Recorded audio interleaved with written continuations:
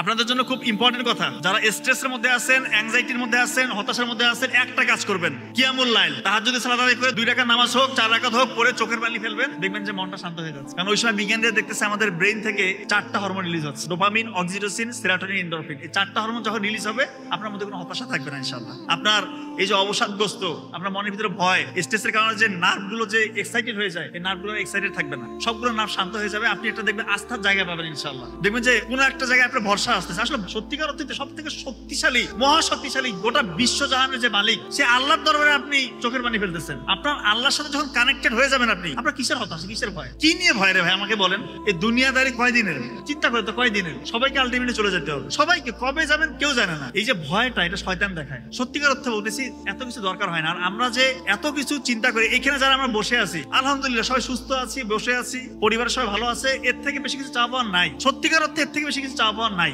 এর পরে যেটা আপনার লাগে সেটা আসলে মানুষ দেখানো, মানুষ দেখানো সত্যিকার অর্থেই। এর পরে মানুষের একটা বেসিক প্রাইম নিড আছে। এর পরে যেটা মানুষ প্রয়োজনের বাইরে যেটা করে, এটা হচ্ছে সত্যিকার অর্থে মানুষ দেখানো। এটা শয়তান আপনাকে করাচ্ছে এবং এইটার জন্য আপনি উঠে পড়ে লাগছেন। ইস, যদি অমুকের মতো হইতে পারতাম, তমুকের মতো হইতে পারতাম। আসলে এখানে শান্তি নাই, এটা আপনি শেষ করতে পারবেন না। এই চাওয়া পাওয়ার কোনো শেষ নাই। আল্লাহ তাআলা আপনাকে যতটুকু দিয়েছে ততটুকু শান্ত থাকেন, আল্লাহ তাআলা দেখবেন বাড়িয়ে দিবে। সবসময় আল্লাহ শুকরিয়া করবেন।